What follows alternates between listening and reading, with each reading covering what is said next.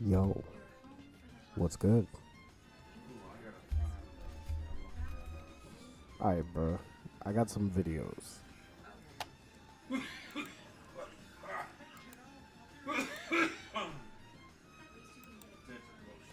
Okay, so Candido, first off, hello, how are you?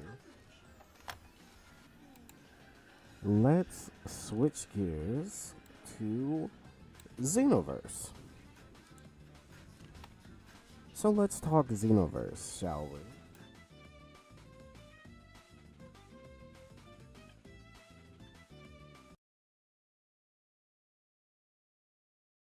Your boy X Conscious back again with more Xenoverse 2 spoilers and analysis. Breaking news. I have new information that has not been shared by any of the Xenoverse 2 content creators. And if you are looking at the screen, the thumbnail, you will see Kantan City is destroyed. But no, it's not Frieza that you see on the screen. It is Machibora, the leader of the Dark Demon Realm, and we are going to explain why he is in this thumbnail and why he is going to be mentioned in the up and coming Future Saga Chapter 3. But before we get into the video, I need you guys to hit the like and most importantly to subscribe. Okay, this is a crazy claim already. We're talking about a character that's only in Super Dragon Ball Heroes. Like, and this is a big bad. Like a big bad. So I'm curious how this is gonna go. I'm excited though, cause hey, maybe he can convince. Subscribe button because my channel is not getting enough views and I need you guys to hit that button so that we can get more views and this channel can get bigger. So without further ado, let's get into the video and let's drop all this information that has been missed. Xenoverse 1 was originally written to follow the story of Dragon Ball Heroes. But because of the emergence of Dragon Ball Super story, the developers had to move away from that plan and that plot and focus more on Dragon Ball Super, because Dragon Ball Super was the new anime in the series. But now, since Super has ended, we have seen in the last few DLC packs that the story is going back to the original plans. The original plans of Xenoverse was about Dragon Ball Heroes characters such as Fu, Mira, Toa, Demigra, and Xeno Trunks. And we can see that that is taking fruition. Now we are at Future Saga Chapter 3, and we see that Kantan City has been destroyed. If you follow the story of Dragon Ball Heroes, you will know that Fu is not an actual villain. He is actually an anti-villain who goes through time to change history for the better. But at the same time, he also interrupts a lot of the history, actually messing up current history in Dragon Ball.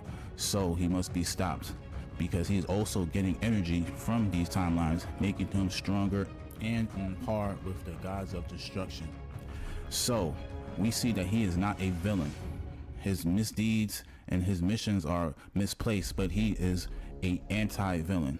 So he would have no reason for Kantan City to be destroyed, and he would not have any reason to bring Frieza to Kantan City, because that does not help him in his own mission, which is to alter the timeline for the better. Because he is an anti-villain, not an anti-hero, an anti-villain who has good deeds but is using evil ways to get these things done. So we would have no reason for Frieza to be brought there by Fu. So we can already cross out Fu as being the reason why Kantan City is destroyed, just based on Fu's actual alignment. So we know that we heard Frieza laughing at the end of the trailer. I can really believe that that is a distraction, because if you look at the actual Chila dialogue, she is not talking about Frieza, she is talking about a time machine. So we are looking at a villain that has not yet to be revealed. We can confirm that it is not Fu, and because Fu wouldn't bring Frieza there, I don't think that it would be Frieza. Now, Frieza has entered Contact City many times through rifts. Yeah, these. Okay, give me 1 second. I'm gonna just get your. I would love for a white woman built like Emma to choke me like that. Did you choke me? I'm gonna put something on your belly button while getting choked. Something might touch your belly button while I'm getting choked, bitch.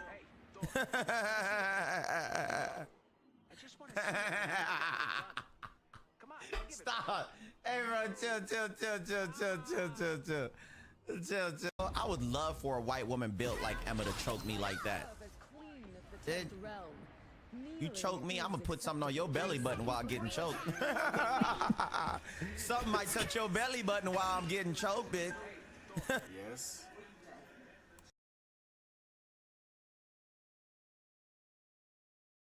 Rifts have been created because Fu has altered the timeline, but it hasn't been singly created because of him. So we already know Fu's old alignment, he's not bad. So we have to assume that it is a new villain that is taking shape in the Future Saga chapters, just based on everything that was just stated.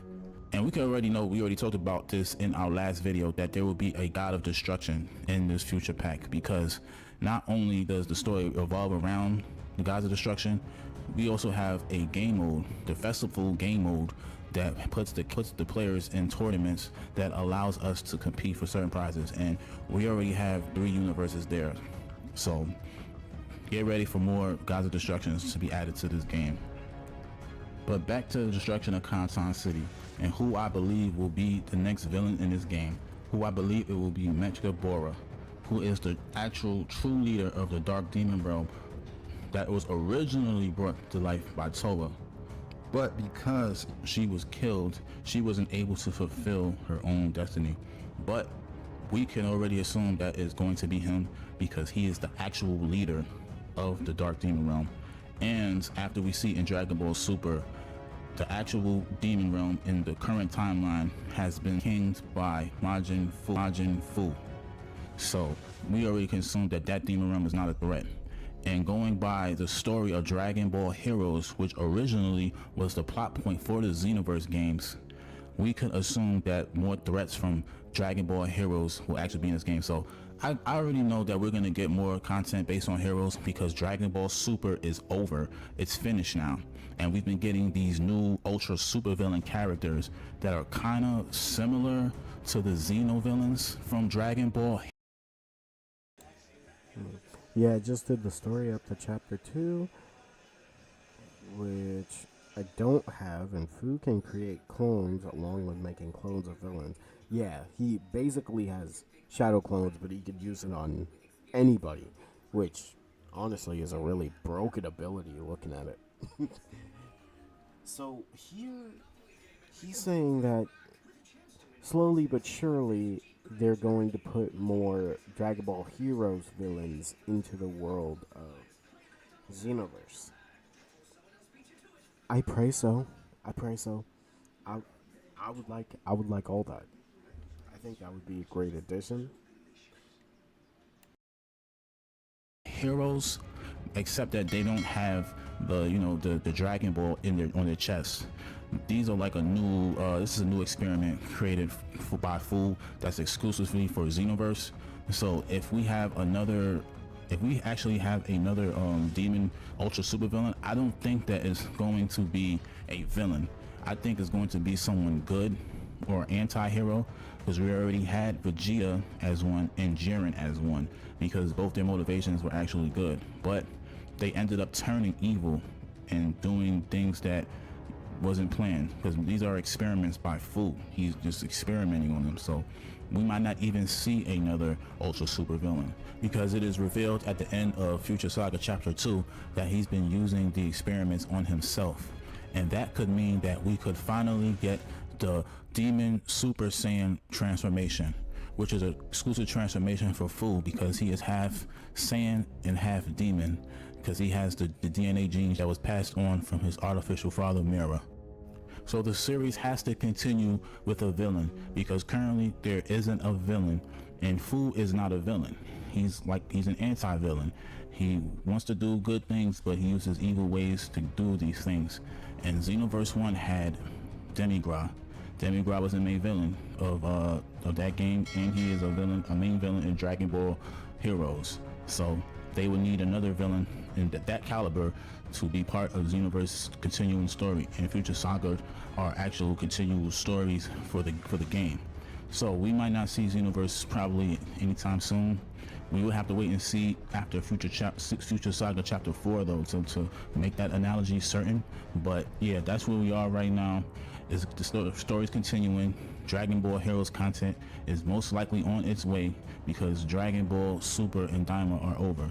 But that doesn't mean they won't still bring in characters from Super and Daima, because there's still characters that's missing from this game. But we will already know the story is going to be pushed towards the original plans, which is Dragon Ball Heroes, and it's about time. And who knows how the story would originally been. If Dragon Ball Super never aired, would we already been in a higher territory with Dragon Ball Super Heroes like right now? We have to think. I would have to believe so because of the original plans for this game. So they can take this series in many different directions now that Dragon Ball Super is over and that Daima is actually kind of finished now. Since we've seen the final episodes, it is in peace. They're in peace now, so it makes sense to just go straight to the Dragon Ball Heroes plot, which was originally for Dragon Ball Xenoverse. Now that Super is over and that Demon Realm is at peace. So let me know what y'all think about this. I may make another video to continue these theories about the future of Xenoverse. So if you would like me to make more videos about that, I need you guys to hit the like and most importantly hit the subscribe button, because the subscribe button is what gives you guys the more videos and it makes the channel bigger so that I can get more views on the algorithm and then my videos could be more seen. So I need you guys to do that in order for this channel to get bigger. So what do y'all think about that? Let me know in the comment sections below. Do you still think it is Frieza, Ultra Super Villain, even though Fu's ambitions aren't evil?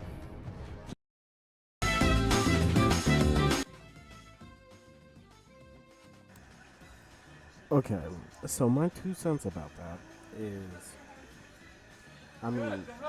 Ultra Super Villain Frieza definitely is coming. Fu is powering himself up, which could lead to the transformation that he brought up in this video. Now, I hope that at the end of Future Saga 3, we could see more demons that were in Dragon Ball Heroes. Like maybe we could revive Heroes with the Xenoverse story somehow, some way. Yeah, one of the chapters, he took the energy he gathered and is powering himself up. We don't know why. Oh, let me drink some water. Appreciate you, Nightbot. But Heroes is over though. Well, they got the rights to use Fu, so we gotta see where that goes. Also, Dark Shinobi, what you up to?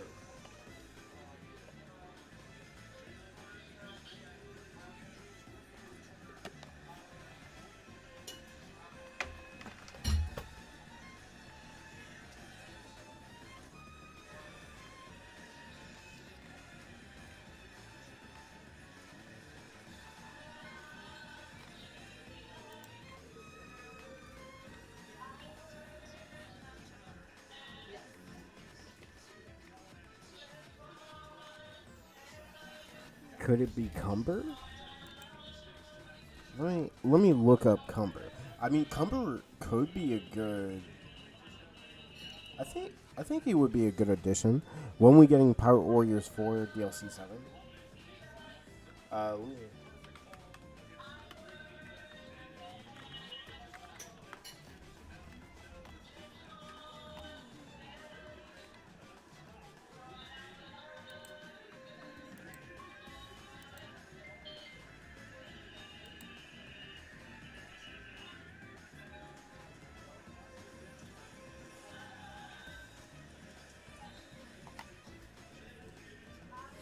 So, to let you know, Shizuru, for Pirate Warriors 4, we know the DLC that has Rob Lucci is going to be coming in fall 2025. So, Rob Lucci with 2 other characters, plus 3 new outfits. Hopefully, they add more than that, but all of this is coming fall 2025, which means it's coming before the end of the year. So, potentially, we could hear something in November. I'm expecting either the beginning of November or the middle of November. Well, the beginning of November, I'm expecting a trailer. The middle of November, I'm expecting them to release it. Yeah, either this month or November for Pirate Warriors 4. And again, 3 characters, 3 outfits, and who knows what else. I'm hoping there's a lot of replayability, but only time will tell. Now, the thing that's interesting is we're getting these DLCs before the next gen update comes out. So, curious where that's going to go. Because Fu was involved when Cumber was introduced and made him go Super Saiyan 3. That's true. That's very true.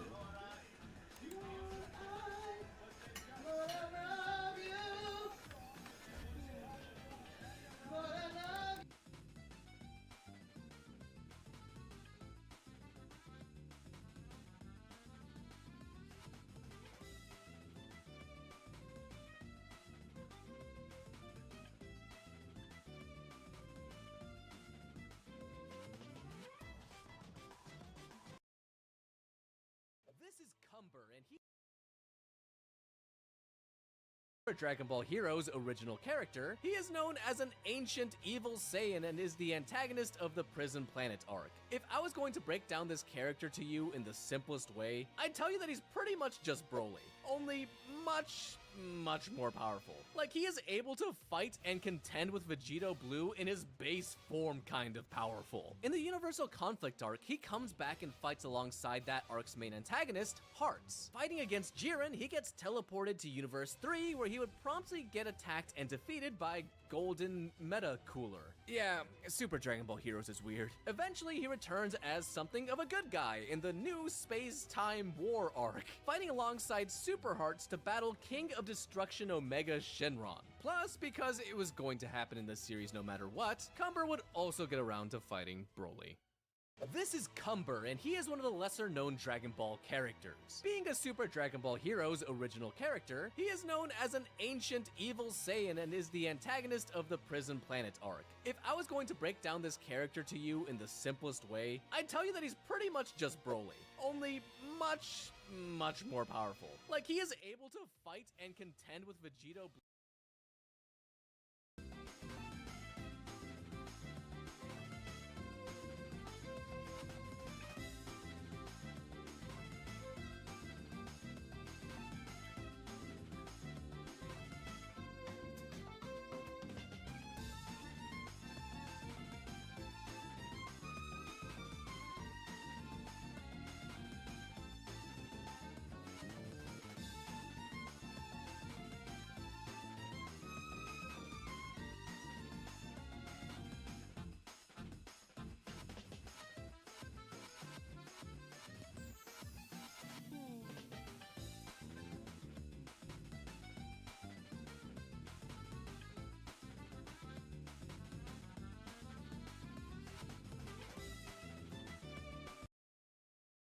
Cooler transformation, a Janemba and a Kid Buu fusion, Xeno Goku, a Demigod and Omega Shenron fusion, and very recently, a Saiyan who makes Broly look like a wimp.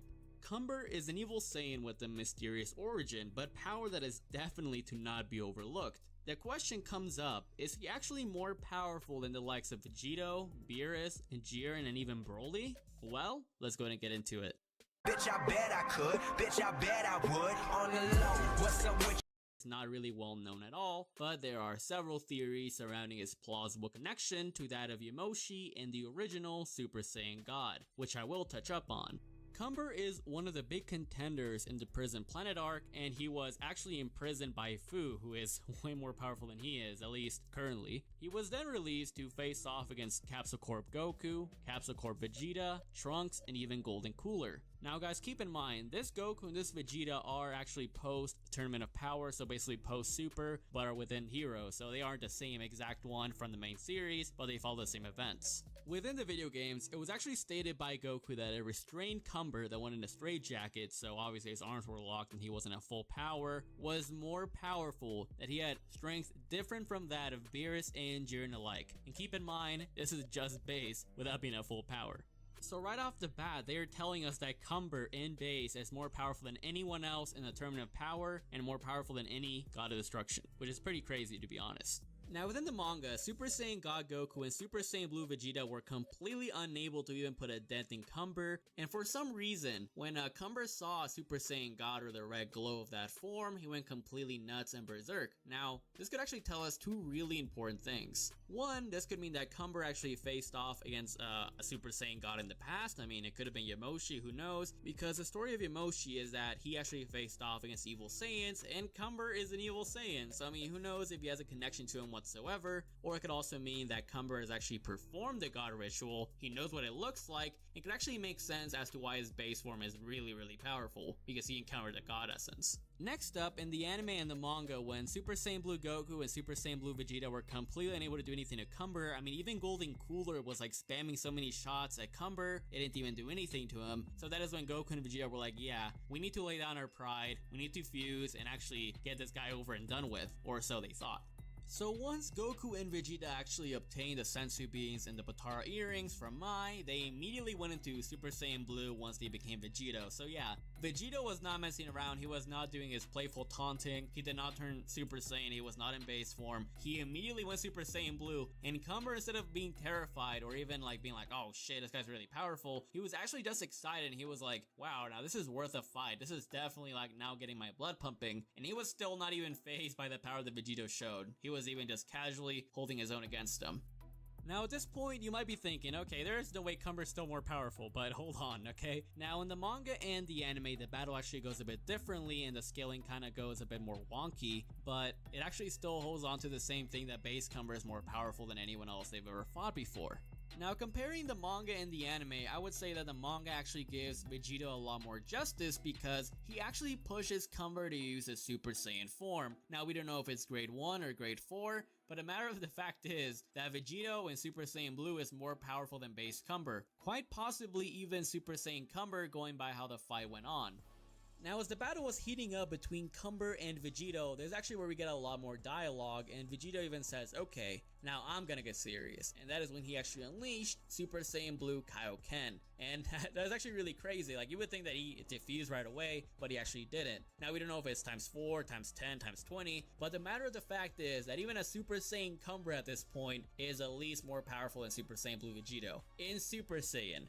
Then we get some more dialogue that is really concerning for how powerful Cumber is, because he says, okay, now you're getting serious and I will get serious too. And that is when he actually unleashes the Golden Uzaru. So he unleashes like a power ball, he begins transforming, and that is when the manga actually, you know, finishes a chapter. So we don't even get anything past that. Now, whether you have watched my Super Saiyan Blue against Super Saiyan 4 video or even my Super Saiyan 4 multiplier video, I actually go into depth onto how Golden Uzaru could very well grant an 8 to 10 times multiplier on top of a Super Saiyan 3. So basically, this Golden Uzaru Cumber would be at least 40,000 times more powerful than base Cumber.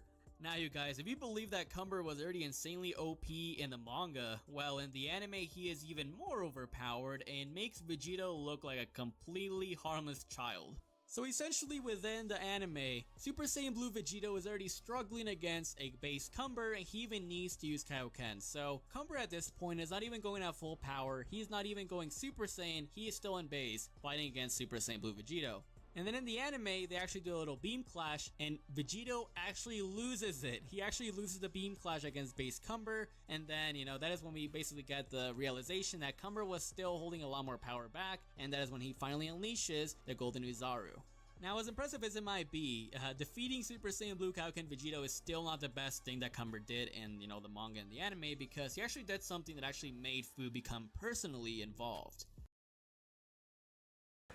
Okay, seeing this, Cumber would easily be strong enough to destroy Kalantad City. He would literally be strong enough. And just in base, he can take on Super Saiyan Blue Vegito with Kaioken? Of course. Of course he'd be strong enough to destroy Kalantad City.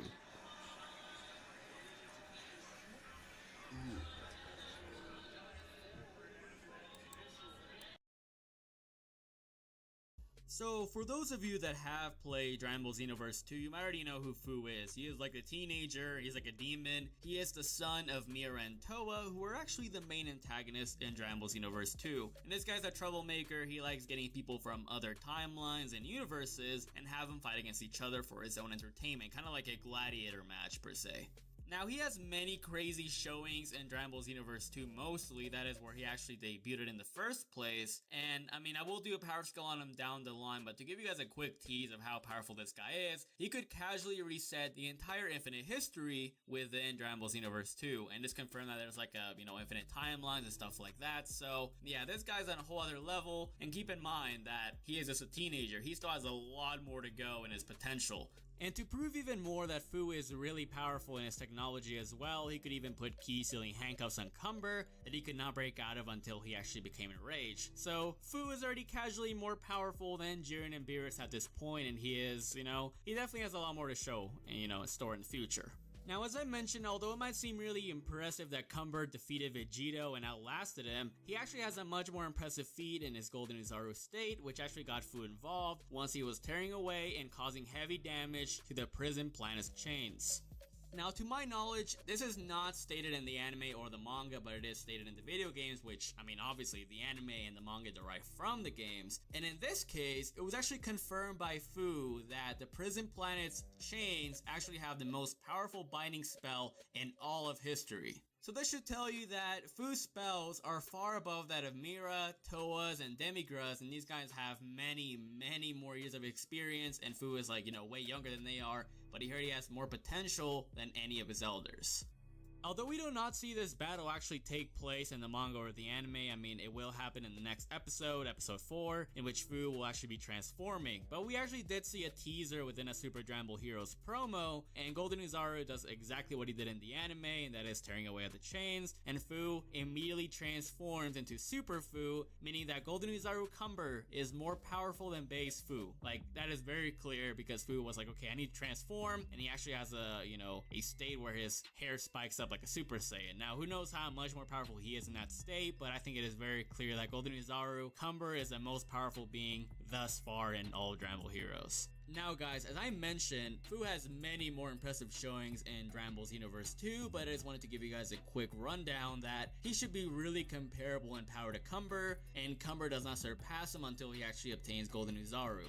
Also, I'm going to bring this up really quickly. Now, many of you guys might be questioning already on how Golden Uzaru could grant a 40,000 times boost. It is actually going by the notion that according to a manga legendario, a Spanish guide that is, official to Dragon Ball, says that Super Saiyan Grade 3 offers a 10 times increase on top of Super Saiyan, and Super Saiyan Grade 4, or full power Super Saiyan, could also be, around that level of power, if not even higher. So I think it is very possible that going by that Golden Uzaru could be 40,000 times of base form.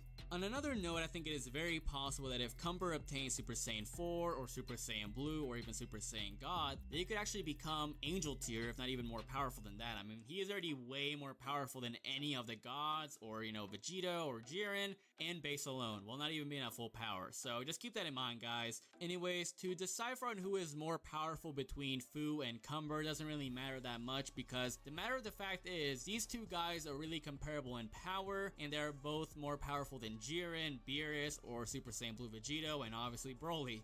But anyways, now in the near future, I will be doing a versus battle between Cumber and Broly, and although it might already seem like Broly gets completely dominated, Seth, I think it is very possible that Broly could actually pull out a win if we incorporate things that he has in Dragon Ball Heroes and Dragon Ball Xenoverse alike. So be on the lookout for that, guys, and thanks for watching, and I'll catch you thotties next time. Peace out. Okay. Now I'm gonna look up the character. I'm gonna look at the character that one guy brought up. Mecha something. Give me 1 second.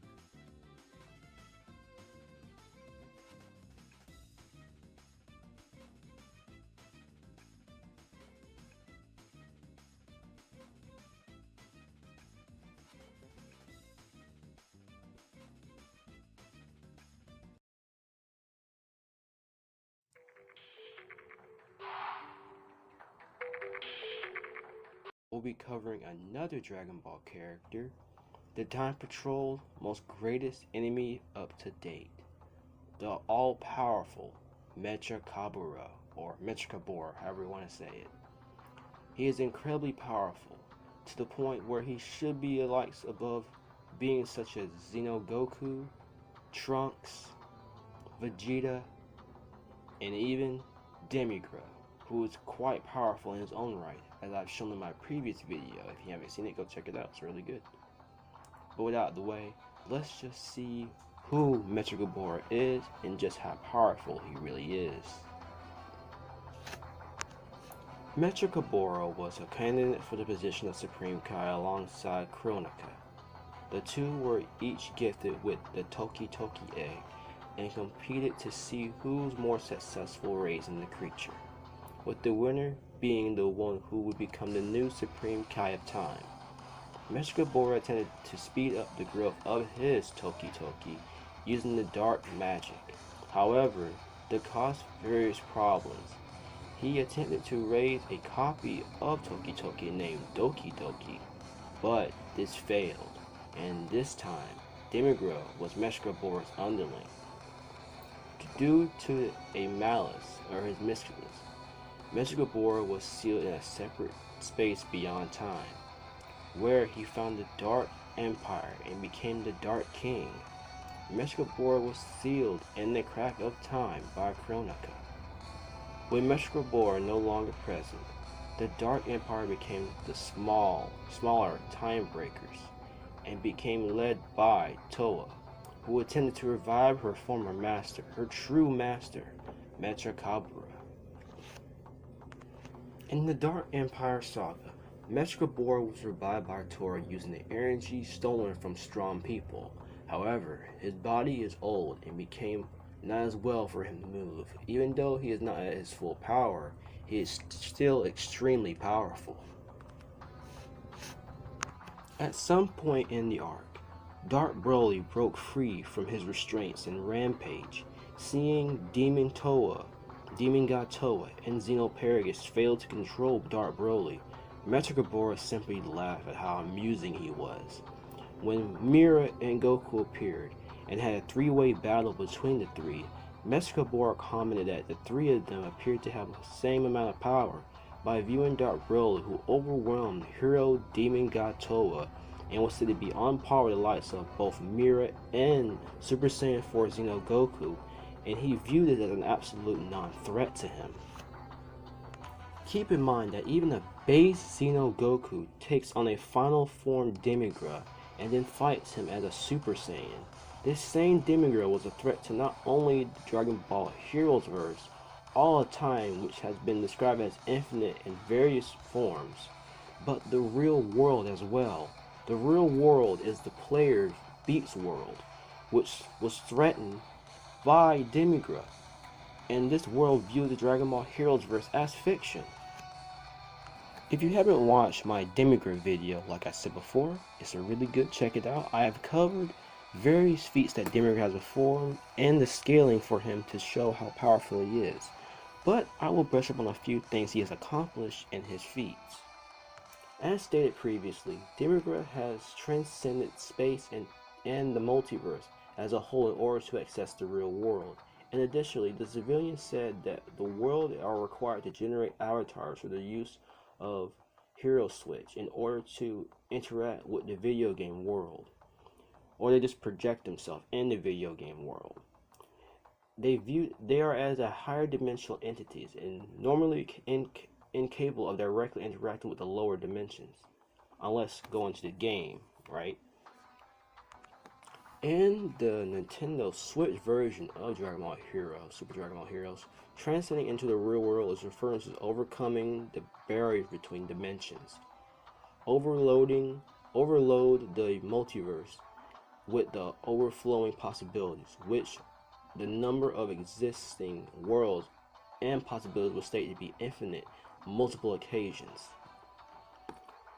And when he bestowed his power to Kamel, whose mere presence was collapsing the real world and was comparable to the demon god Salas, who literally played the ultimate mission X and viewed him as a mere fiction, later assisted the Time Patrollers in the war against the Dark Empire, and should be superior to Rumas, who deflected a Kamehameha wave from Xenogoku. This same Xenogoku who is comparable, if not stronger, comparable to the likes of Super or Final Form Demigra. So this will show that Mecha Gabora would be a lot stronger than the likes of Base Goku, who is comparable, if not stronger, than Final Form Demigra. So he should be above the likes of Xenogoku and Demigra going off of this. But there is more. Upon restoring his youth, Mecha Gabora remarks that everyone before him, including the likes of Super Saiyan 4 Xeno Gogeta, are like babies in comparison to his power. Keep in mind, like I said before, that Xenogoku was enough to take on Demigra, who overwhelmed Demigra, who was going to collapse the entirety of the Dragon Ball Heroes multiverse and the real world in his base form. Goku fought him in his base form, and then as a Super Saiyan. And then you have the likes of Super Saiyan 4 Gogeta being treated as a non-factor to the likes of Mecha Gabora. On another note, Kamel, when he had the power of Demigra, was threatening to collapse the entirety of the Dragon Ball Heroes multiverse, and Beats World also. But even if you don't want to include Gogeta, this would mean that Mecha Gabora would scale above the likes of Demigra, Xenogoku, Kamel with Demigra's power too.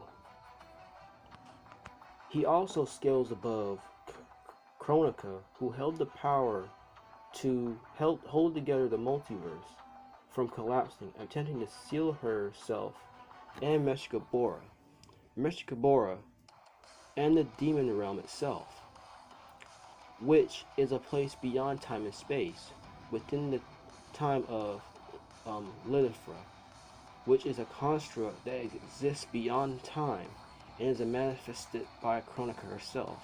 At some point after this, Mecha Gabora simply undone this and was able to control Kronika under his own power, making her his puppet.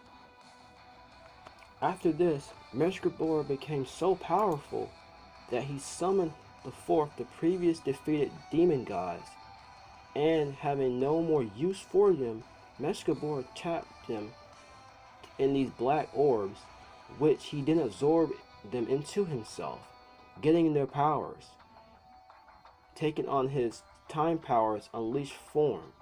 He then head off to the timeless, now having the power necessary to break the seal in order to enter it, with the attempts of absorbing Toki Toki.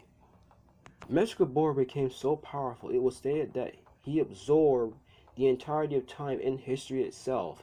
Timelines were shown inside Mexico Bora as a white speck of fog. At the end, Mexico Bora has successfully absorbed the entirety of time in history into himself, and nothing exists anymore. Chronicle also stated that time he absorbed was sealed away within him. Due to him having time absorbed into him, he will continuously be able to regenerate night instantly, making him effectively unable to kill, basically immortal.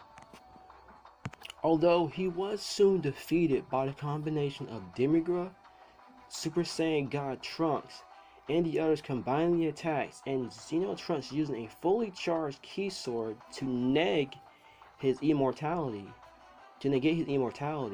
and then seal him away back into the eternal liberty.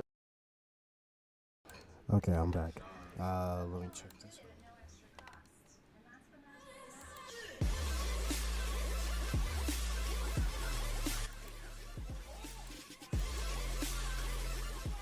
Hello, my super programmers. It is Chuck here once again, and I'm talking like a 13-year-old because I like to familiarize myself with my viewers, you know, who are basically man children. And even though I'm a 35-year-old fucking grown man, but you know, basically, this topic will basically touch up on how strong would Goku be in the Marvel universe, my super programmers. So let's get right into the money. I mean, the views, the video, yeah. So start off, Seth, with the the main topic of the video. Okay. I'm gonna leave that in the video because I think it's funny. But what's up, everyone? It's your host, Seth the Programmer, and we got the douchebag Chuck the Cybercuck here, obviously. So sorry for not uploading for like 3 days. I'm going to upload every day for the rest of this week to make up for that. All right, I'd like to butt in real quick here, but the main reason Seth was not able to upload for a few days because he got back from the doctor. And, after he saw this YouTube comment, it just gave him a new form of leprosy that was never known to man until now. He will touch up on this in a future video, which I believe will drop on Thursday. So be on the lookout for that. Let's keep going. But yeah, today's video is going to be, how does Goku stack up to the Marvel universe? Like, does he fucking solo? No. Does he? I mean, who does he compare to? It's Goku. It doesn't solo the whole verse. Then who does he like compare? Okay.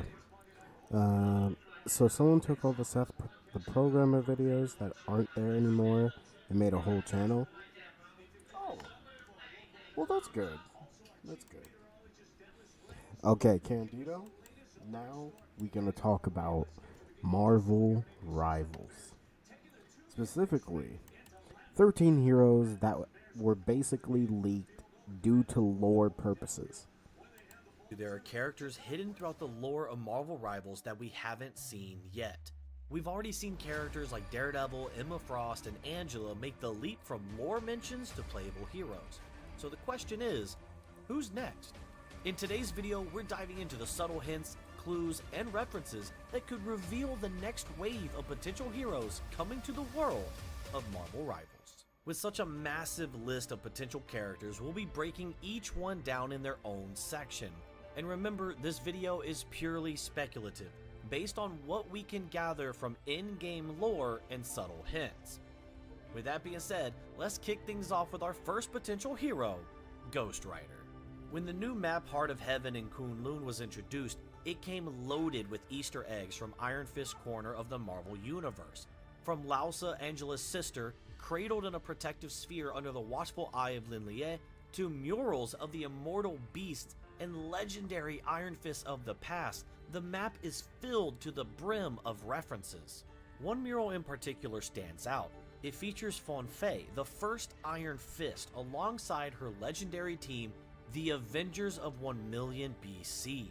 This prehistoric lineup of Earth's mightiest heroes banded together to defeat a celestial swarm, and it included Firehair, the first mutant and avatar of the Phoenix, Odin Borsum, the Allfather of... I think it's only a matter of time before Juggernaut gets in, because again, they reference it with the team up. They reference it with the team up that Doctor Strange Scarlet Witch and Magic have. They reference it, so it's only a matter of time. Of Asgard, Agamotto, the demigod sorcerer supreme, Mosey, the Black Panther of the Panther tribe, Starbrand, the planetary defense system, and finally, Ghost, the very first Ghost Rider and Spirit of Vengeance. Interestingly, Mosey has already been added to the game as a Black Panther cosmetic. That suggests the other members of this ancient team could follow suit.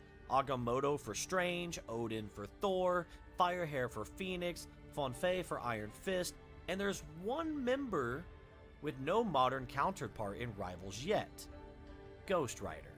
For anyone unfamiliar, the Ghost Riders are human hosts bonded with the spirit of vengeance, granting them supernatural powers of nearly divine scale. Their origins are mysterious. Some say they're fragments of God's power, others claim they're demons serving Mephisto. Regardless, their abilities are described as boundless and godlike, limited only by the imagination of their human hosts. But if the spirit were to take full control, the results are said to be biblically catastrophic. Now, one of the community's biggest concerns is whether Ghost Rider could even make it into Rivals due to Chinese content restrictions surrounding skeletal designs. But here's the clever part. The mural depicts Ghost Rider fully engulfed in flames with the skull shape largely obscured. This could be a creative workaround that allows NetEase to honor the character's essence while staying within regulations. Ghost Rider is a highly requested fan favorite pick who would make a perfect Vanguard in my opinion, and this mural might just be our first real hint that the spirit of vengeance could ride his way into Marvel Rivals. With so many cosmetics introduced over time, it can be tricky to figure out which ones are actually, quote, canon, unquote. In the world of Marvel Rivals where the Chronoverse and the multiverse collide, the possibilities of different hero variants fighting each other are infinite. Because of that, I don't want to dismiss the flavor text of some cosmetics too quickly. Take Luna Snow's Minty Beats default recolor for example.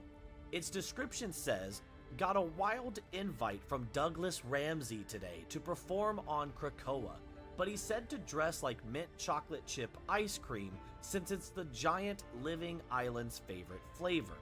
This cosmetic was available all the way back in Season 0, yet it referenced Krakoa, which didn't become a playable map until Season 2 and 2.5. That level of planning shows how far ahead the developers are thinking, and the mention of Douglas Ramsey, better known as Cypher, is worth paying attention to. Cypher is a mutant with the cerebral ability to understand any language, whether spoken, written, or even binary code. He can literally rewrite machines through verbal commands, and when he merged with the techno-organic alien known as Warlock, he gained shapeshifting and enhanced physical abilities. In the comics, Cypher was essential to the founding of Krakoa's mutant nation. He built the interface that allowed mutants to live on the island, created the Krakoan language itself, and even earned a seat on the Quiet Council alongside figures like Charles Xavier, Magneto, Apocalypse, Storm, Emma Frost, and more. Speculating on his potential role in game has so many possibilities. It's likely NetEase would use his Douglock form, the merged Warlock Cypher combo, which could make him a strong strategist or DPS. His language manipulation and techno-organic shapeshifting could make for some incredibly unique gameplay, and when Marvel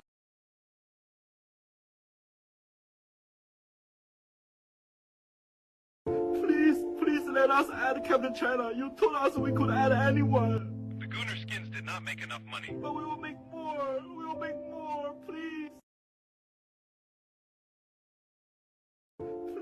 Please let us add Captain China. You told us we could add anyone. The Gooner skins did not make enough money. But we will make more. We will make more, please.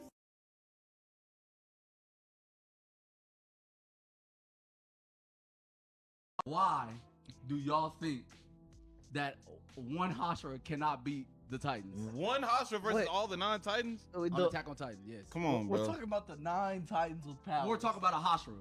We're talking about one Hashira against the 9 Titans with powers. Yes. Okay, I just gotta make sure I understand what you're saying. I gotta make sure. Yes. Oh yeah. The Court Titan. Well, which Hashira are you choosing first of all? Yeah, Which Hashira am I choosing? You gonna go Guillaume? Is the strongest?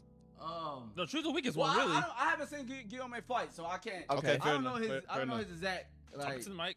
but It should be the weakest one because the question was one Hashira. So that means any no, of the who's the weakest? It should, right? No. it can be any No, Hashira. it can be Yeah, any. he said there's one Hashira. He trying Yes, that means Versus any all nine. But Hashira. let's just, all right, before we even get to the Hashiras, because I haven't seen all of them fight. Yeah. But let's think about this. Uh-huh. Zenitsu's speed alone. What the fuck is they gonna do against Zenitsu's speed? A Titans that Levi them is taking out. What the hell? Oh, okay. First of all, hold on. And those are all Colossal Titans in Rumbling, right? Yeah. Those are all Colossal Titans in Rumbling? Yeah. They all can burn you.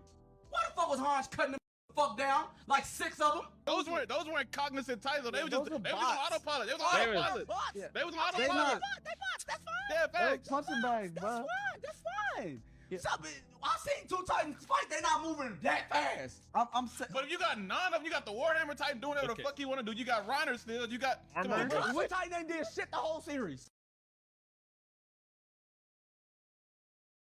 Why do y'all? Okay, now this brought up an interesting question.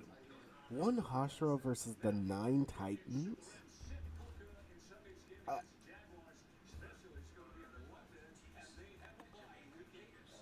Huh.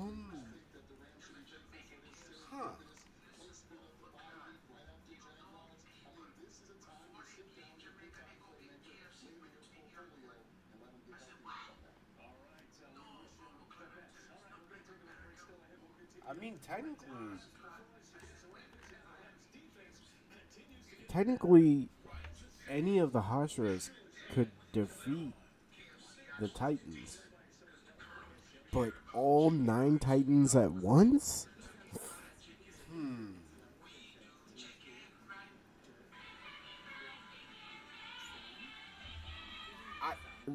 I don't know. I don't know, but I think I want to give it. Like, the Hashiras don't have, like, well, obviously they don't have powers, but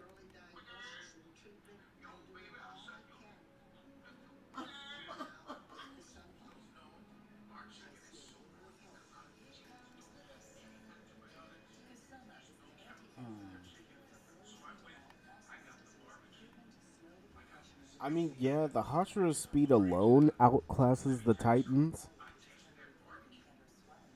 But what happens if the Colossal Titan explodes? Like, the activation of the Colossal Titan might actually just wipe them out.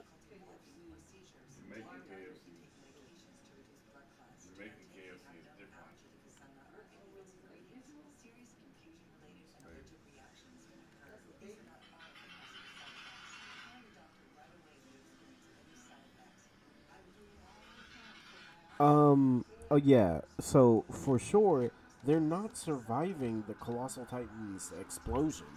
That's for one. Can they break through the hardening that... Yeah, could they break through the hardening that the Warhammer Titan and the Armored Titan make? That's another question, because if we can clarify if they can break both of the hardenings of those two, then it all comes down to if they kill the Colossal Titan before they could transform. Well, he could transform. Which is mainly a 50-50. Now, I do want to say they're definitely fast. And this is obvious. All the Hashiras are extremely fast. Faster than Levi. But can they kill a Titan shifter before they shift? Because once the Colossal Titan comes out, they might just die from the explosion. So it's literally all dependent on how fast they could kill the Colossal Titan. And if their swordsmanship is good enough to break through the hardening. Because because the other characters alongside Levi in Attack on Titan had to make special gear to break through the hardening. So, I mean, unless the Hashiras had specific blades that could cut through something harder than, like, say, diamond or something, then yeah, there's that.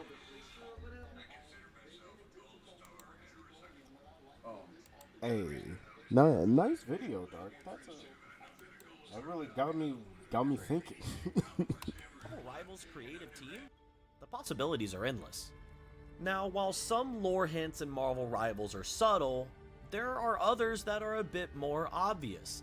One of the clearest examples is the fate of Danny Rand, which we covered in depth in a previous video, so if you haven't seen that breakdown yet, definitely go check it out. In short, Danny has been confirmed to have ascended into Valhalla after a brief encounter with Angela in Hell, where he pointed her towards Kunlun, setting in motion the events of Season 4 and 4.5. While Danny may currently reside in the afterlife within the Rivals timeline, his story in the main 616 comics have taken a surprising turn.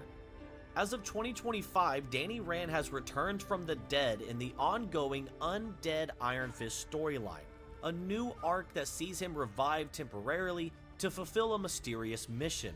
What's especially interesting is that Rivals Danny and 616 Danny ended up in two entirely different afterlives, which leaves the door wide open for the creative team to reinterpret his comeback in their own way. In terms of gameplay, many of you left comments on my last video with ideas and speculations about what kind of role Danny could fill if introduced as his own character, separate from the current Iron Fist. His fighting style is significantly different, which gives the devs a lot more flexibility. He could be a Vanguard brawler, especially if introduced alongside Luke Cage for a double Vanguard team-up, or even take on a strategist role, channeling his chi to heal and support allies similar to his abilities in the comics, or the recent team-up between Iron Fist and Luna Snow. Meanwhile, there are some characters that are hinted at so subtly that their name or persona isn't directly mentioned. Season 4 introduces a new team-up ability for the mutant magic called Chains of Sidorak, and the mention of Sidorak is anything but a throwaway, as Sidorak is an extra-dimensional being known as a Lord of Oblivion and the Destroyer, worshipped in primitive times as a god and demon before being banished to his own plane of existence. To extend his power on Earth, Sidorak selects a single avatar, enhancing them to become the unstoppable Juggernaut. Cain Marko, better known as Juggernaut, has a long, complicated history as an enemy and sometimes ally of the X-Men. Fueled by his childhood trauma and his rivalry with his stepbrother Charles Xavier, Cain's life led him to eventually discover the Temple of Sidorak, where he became the unstoppable avatar of Sidorak. Over decades, Juggernaut's story spans battles with the X-Men, Spider-Man, Thor, Hulk, and even some cosmic threats. His powers constantly waxing and waning, his allegiance shifting from villain to anti-hero, and his role evolving from unstoppable brute to strategic powerhouse capable of both destruction and teamwork. In the current timeline, Cain's powers have seen him rejoin the X-Men, work with the Thunderbolts, and reclaim his mystical strength from Sidorak, while embracing a more heroic path that includes protecting mutants on Krakoa and aiding Cyclops' team. With such a storied history, Juggernaut would make an incredible addition to Marvel Rivals as a Vanguard character, opening opportunities for tank-style gameplay, heavy crowd control, and devastating team-up abilities unlike anything currently in the game. And I find it hard to believe that they would mention Sidorak without Juggernaut possibly being on the table. Though there are some hints in Marvel Rivals, sometimes as simple as a cosmetic or an ace of spades. Season's 4 Battle Pass gives us a particularly clever nod to a fan-favorite villain, Bullseye. On the MVP screen for Old Man Hawkeye, we see Hawkeye fire an arrow that splits a card in half. At first glance, this might seem like a reference to Gambit, the X-Men's card-wielding specialist, but in all reality, it's a deeper nod to one of Hawkeye's main antagonists in the Old Man Hawkeye storyline, Bullseye. In Old Man Hawkeye, Bullseye is one of the villains responsible for the deaths of numerous. Look, I say this for anybody who plays this game. We don't need a character who literally never misses. Like, we don't need Bullseye. Because, think about it, Bullseye would be another version of Hawkeye who uses random items that he grabs. Look, we don't. He would be a DPS, and we don't need another. God, no. I just lost the triple support. It needs to go. Ultron, Cloak and Dagger, and a shark with. Bro, I'm gonna be honest, Candido. You gotta go Venom. I'm learning now. Just go Venom. When they pop their ult, you ult, and your team kills everybody. Like, Venom and Blade are getting played a lot, which is good, ish. I just don't think Venom needed it, because he was already a good tank, and the only thing that sucked about him was he has 0 CC immunity. He'd be another hit scan. Yeah, we don't need another. God, no. Superheroes in this dystopian world. He is eventually sent to hunt down Hawkeye, making him a central antagonist in a Hunter versus Hunter style narrative. This subtle in-game reference may be the first glimpse of Bullseye appearing in Marvel Rivals. If introduced, he would likely serve as a DPS character, potentially offering a mix of projectile or hit scan based abilities and creating natural tension with both Hawkeye and Daredevil that I know we want to see. For fans familiar with the 616 universe, Bullseye is a shadowy assassin with near supernatural accuracy. Little is known about his origins, though his childhood was marked by violence and deceit, and he even briefly pursued a Major League Baseball career, ending it with a single pitch. Bullseye became a freelance assassin, frequently clashing with heroes like Daredevil and Deadpool, and is infamous for killing Elektra with her own size. He has served as a mercenary for the Kingpin, he's joined the Thunderbolts and Dark Avengers, and he's been resurrected and enhanced multiple times by the Hand, defined by his deadly precision and his unpredictable chaotic nature, making him a natural candidate and fan favorite addition for Marvel Rivals. This reference hints at existing possibilities for the game, especially for fans eager to see one of Daredevil's deadliest foes make his mark. Now, while some characters are referenced individually, others are introduced as a pair. Season 4 has introduced new accessories in the game, adding unique features and subtle references to characters we may see in the future. Among these, a new set of plushie highlights the final siblings of Wanda Maximoff, the children of Magneto, Quicksilver, and Polaris. Pietro Maximoff, better known as Quicksilver, is a speedster and the older twin brother of the Scarlet Witch. Over the years, he transitioned from being a member of the Brotherhood of Evil Mutants to joining the Avengers, undergoing a significant redemption arc. Quicksilver even married the Inhuman Crystal and had a daughter named Luna Maximoff.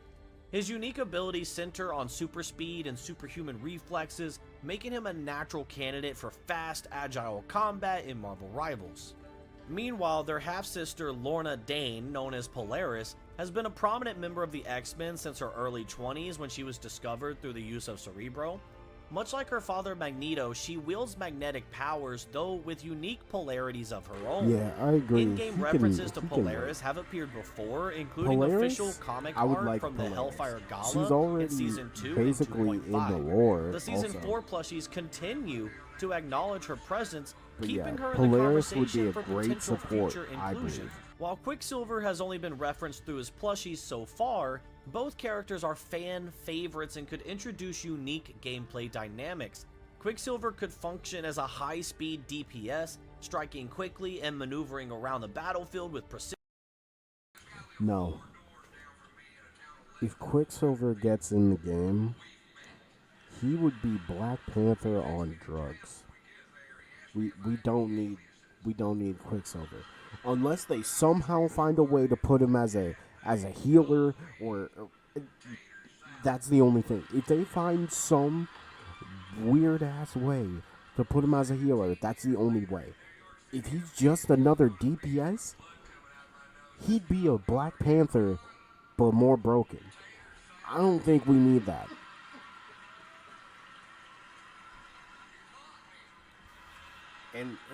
And really think about it, we can barely catch Blade. Like, you have people on PC who talk about how they can barely keep up with Blade half the time. Like, people on PC. Decision, while Polaris could either be a DPS or a strategist, using her magnetic abilities to manipulate the environment and control opponents. Considering Polaris's prior in-canon appearance and the recurring nods to the siblings in the plushies, I think there's a strong possibility that the Magneto family could one day be brought together in the game, creating both a narrative and gameplay-rich addition to the roster. Speaking of the X-Men, there are quite a few who have had individual nods in the game, though one notable figure appears indirectly in the lore of the Phoenix, hinting at his potential importance for future storylines: Scott Summers, better known as Cyclops. In the Phoenix Season 4 entry, Jean Grey reflects on her time away from Krakoa while traveling the cosmos as the host of the Phoenix Force. At first, she maintains a mental connection with her paramour Scott Summers, but that bond is abruptly severed when a temporal storm rips across reality from the time stream entanglement. Suddenly, it is as if Scott and the rest of the X-Men have vanished from the time stream, leaving Jean unable to reach them despite her connection to the Phoenix. Though she later confirms the eventual return of her allies, the lore emphasizes Scott's absence, suggesting that he may have been lost or displaced in a temporal or cosmic event, making his whereabouts unknown even to one of the most powerful forces in the universe. For those unfamiliar, Scott Summers is one of the most iconic mutants of the 616 universe. Gifted with the ability to emit powerful optic blasts from his eyes, he has served as the first X-Man, leader of the X-Men, and a symbol of mutant resilience. Orphaned and raised in the clutches of Mr. Sinister, Scott was rescued by Professor Xavier, who helped him learn control over his powers and guided him toward a path of leadership. Over the years, Cyclops has led countless missions to protect both mutants and humanity, becoming a revolutionary figure in mutant society. He has transformed the X-Men from a team of heroes into a global force fighting for the survival and integration of mutant kind, occasionally even clashing with fellow heroes when necessary to protect his people. Though Cyclops has not yet appeared directly in Marvel Rivals, his mention in Phoenix's lore shows there's possibility for his addition in the future. His unique optic abilities would make him a clear candidate for a DPS role, potentially excelling in ranged combat. Though beyond his raw power, Cyclops embodies strategy and leadership, traits that could also make him a powerful vanguard. The mystery surrounding his current location adds an opening for potential future content, leaving us wondering when and how this iconic X-Men leader might make his debut. Another fascinating nod to Marvel history comes from the 1872 Wild West themed outfit for Hela, which references a hero known as William Talltrees. Okay. I feel like Cyclops, I could see as a tank or a strategist. Now, I know that sounds crazy. How in the world could he be a strategist? Look, if we're being honest, when it comes to, I feel like leaders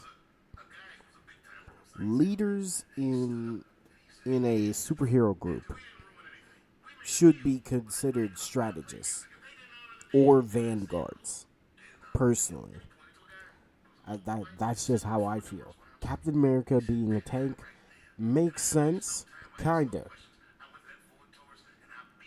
Scott Summers being a tank or a healer, well, strategist, I think both could work.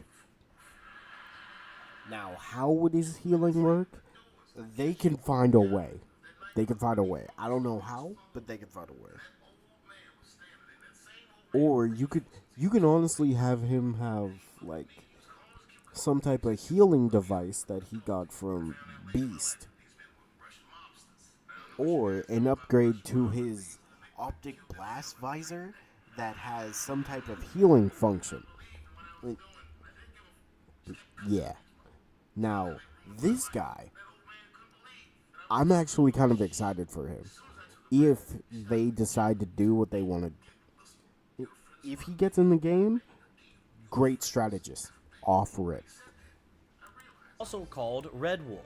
I actually could go on a huge tangent about this because I love all things Wild West, but I'll keep it short. The 1872 Wild West cosmetics and Marvel Rivals come from Earth 51920, a timeline reshaped after the multiverse collapsed during Secret Wars.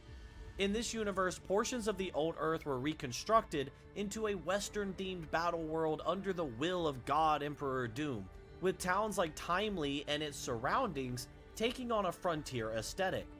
While the specifics of that story are complex, the cosmetics give us a fun way to see iconic characters reimagined in this alternate setting. But anyways, back to Red Wolf. The Red Wolf mantle, much like Black Panther, is a role bestowed by the god Owayodata, part of a pantheon worshipped by Native American tribes in the West and Southwest. Unlike others who briefly held the mantle, the 616 version of Red Wolf was granted superhuman abilities on par with Black Panther, including enhanced strength, speed, reflexes, and durability, along with an indomitable will capable of resisting telepathy. The in-game reference is found in the flavor. He was as big as Colossus? Oh, yeah. I mean. Though beyond his raw power, Cyclops embodies strategy. Yeah, he kinda is. Colossus is definitely a little bit taller. He's definitely a little bit taller and have bigger muscles, but I see what you're getting at. I see what you're getting at. The game. His abilities lend themselves naturally to a DPS role, potentially incorporating animal summons or something similar into his gameplay. His appearance in Marvel Rivals would not only honor a lesser known but significant hero in Marvel's lore, but also expand the variety of unique characters and representation for players. Now here's one that might surprise some people. Deep in the Vampire Siege storyline of Season 1 and 1.5, there's a short but telling exchange between Spider-Man and Cloak and Dagger that quietly confirms Morbius exists in the Marvel Rivals universe. We thought you were a goner after the vampires caught us by the Queensboro Bridge. Oh, me too. You'll never guess who showed up to save the day. Morbius. No way. Things got weirder from there. I'll tell you about it sometime. This brief moment gives us a surprising amount of information. Not only is Morbius confirmed to exist in the world of Marvel Rivals, he was active during the Vampire Siege, and, more importantly, fought on the side of Spider-Man and the heroes against Dracula's forces. That flips the usual expectation of Morbius as a morally gray or even villainous figure, and positions him as a potential ally in the conflict. For those who do not know his backstory, Michael Morbius was born in Greece with a rare blood disease. He grew up brilliant but isolated, and later became a Nobel Prize-winning scientist alongside his friend Emil Nikos. In a desperate attempt to cure himself, he experimented with vampire bat DNA and electroshock therapy. The procedure worked, but with a horrifying twist, transforming him into a living vampire. Morbius gained enhanced strength, speed, flight, rapid healing, and a need to consume blood to survive. Unlike supernatural vampires, his condition is the result of science, not mysticism, which makes him a unique figure in Marvel's supernatural world. Over the years, he's fought Spider-Man, he's worked with the X-Men, joined the Legion of Monsters, and even acted as a reluctant hero in events like Spider Island and Absolute Carnage. But when it comes to Marvel Rivals, Morbius has a lot of potential. His enhanced speed and flight abilities make him a strong candidate for a DPS role, possibly functioning as a high mobility assassin-type dive character. However, it could also be interesting to see him as a frontline vampire vanguard, leading into his resilience and lifesteal abilities to hold the line for his team. His involvement during the Vampire Siege already hints that he's not just lurking in the shadows, so a future playable appearance feels more like a matter of when than if. While some characters are referenced subtly in the game, very few have multiple points of recognition like Amy Han, the White Fox. Players can spot direct nods to her in the background of Luna Snow's Mirage 2099 skin, where both she and the Agents of Atlas, which is the team that Luna Snow and the current Iron Fist are members of, are referenced.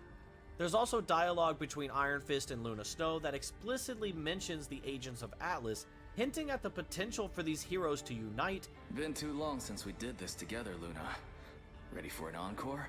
An Agents of Atlas reunion tour?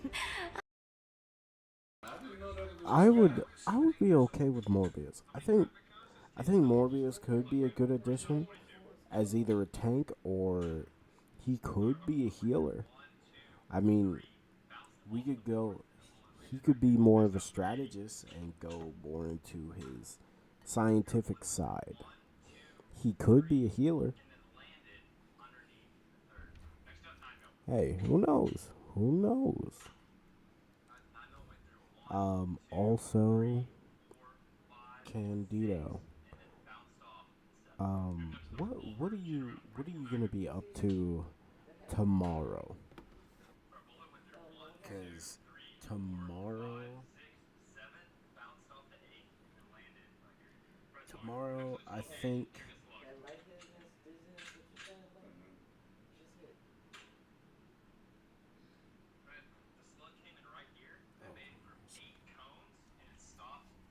Yo. Yeah.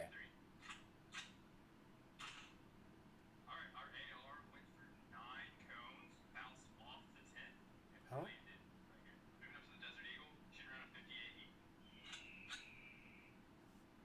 Yeah.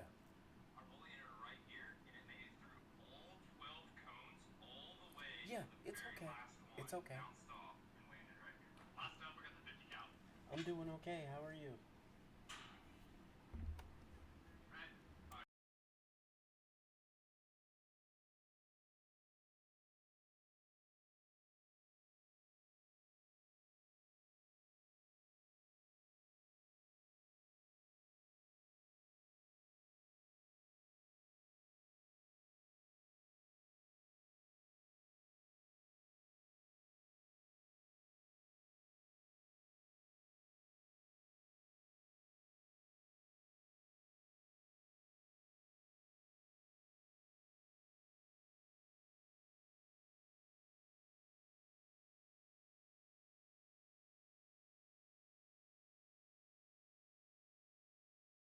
Rivals definitely could fix him. When, yeah, that movie.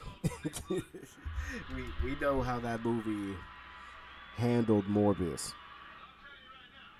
Nothing much chilling. Cause Candido, I think it's time for some DC slander tomorrow. And you know we're not just gonna slander DC. We gotta slander Nintendo as well.